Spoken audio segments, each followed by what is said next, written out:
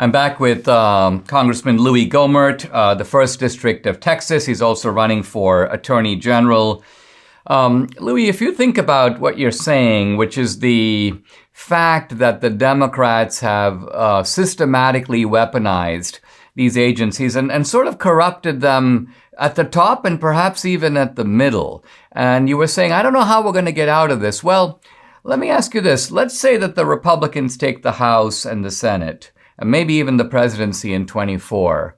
Do we merely go about trying to kind of clean up and fumigate these agencies? Or do you think we should take the additional step of giving the Democrats a taste of their own medicine? And I say that because think about how you would deal with a classroom bully. I mean, you wouldn't say, okay, listen, I'm going to try to make sure that he stops the bullying. You have to make sure that he gets a lesson that he's not going to forget. And then he's going to go, bullying isn't working for me anymore because these guys are actually stronger than me and they can bully me if they get the power. So isn't it a fact that that's the only way that we can get through these guys, that they've got to stop this kind of nonsense? Well, you are right. And it's not a matter of payback. It's a matter of enforcing the law. And you're talking to a guy, you know the rules of the House got changed under Pelosi.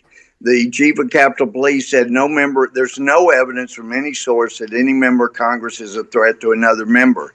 And yet she put up metal detectors exclusively for the members of Congress, just to jerk us around and to make it look like, oh, this is such a terrorist situation. These Republicans are terrorists. And then making us wear masks that have been very ineffective. And now the science is starting to come out. And possibly Fauci was right in one of the flip-flops he's done along the way. But one of the rules I wanted to see was instead of us just going along as we've done so many times, okay, we're going to change the rules back and be reasonable. I wanted to have a rule that said anybody that voted for these Democratic rules that included metal detectors and masks, you have to continue to follow those rules you voted for, and everybody else gets to follow the new rules where we get rid of this stuff. And it's along the lines you're talking about. People need to know that there is going to be a price.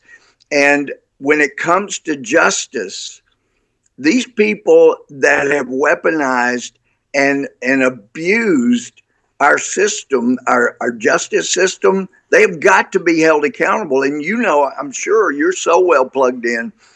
I mean, a guy that absolutely intentionally lied, defrauded the FISA court. He was allowed to leave and get a better paying job. And so there were no real consequences. And yes, he had charges, but, wrist slap type stuff. There's no message to the rest of the people in the DOJ. You're looking at time in real prison for violating the criminal law and violating the trust in you. People have got to go to jail for what they've done. And going back to the party, Dinesh, there are people that are afraid that if they say too much, the DOJ will come after them.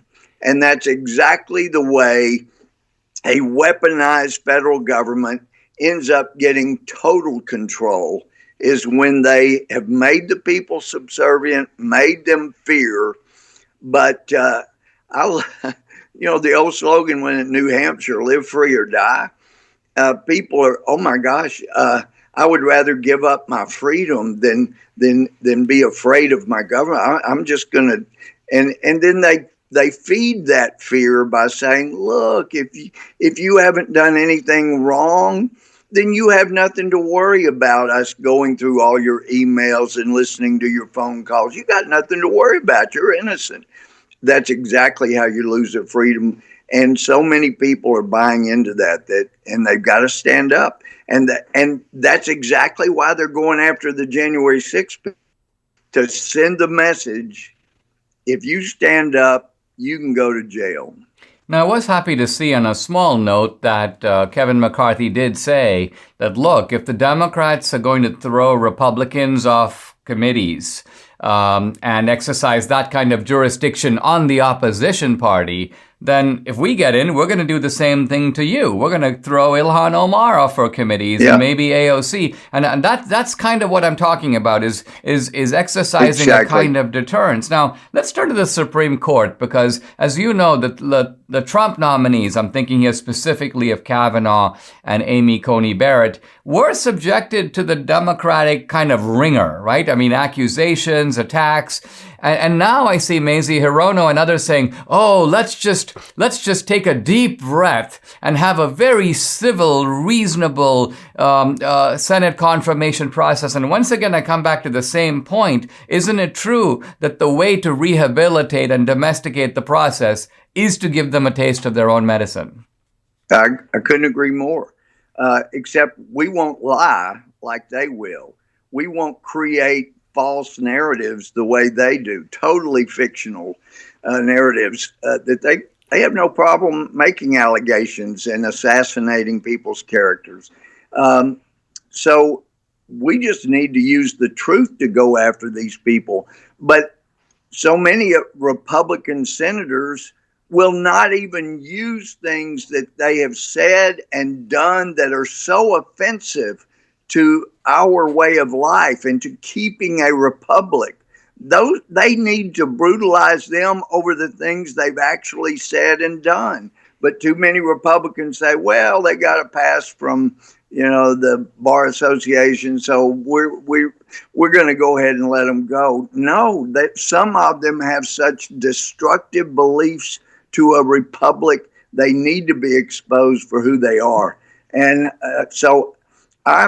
Kevin is making clear things are going to be different. We have got to give them a taste of the brutality they did on us, and just in fairness. But the Senate continues to think they can play nice and it'll get better. And one other thing on the Supreme Court, and you mentioned Kavanaugh, one of the reasons they go after people like that, accuse Kavanaugh of being a rapist, all this kind of thing, is to try to turn people against them so that Republicans will get scared and not vote them onto the court. That's obvious. But another reason is, I believe, intimidation.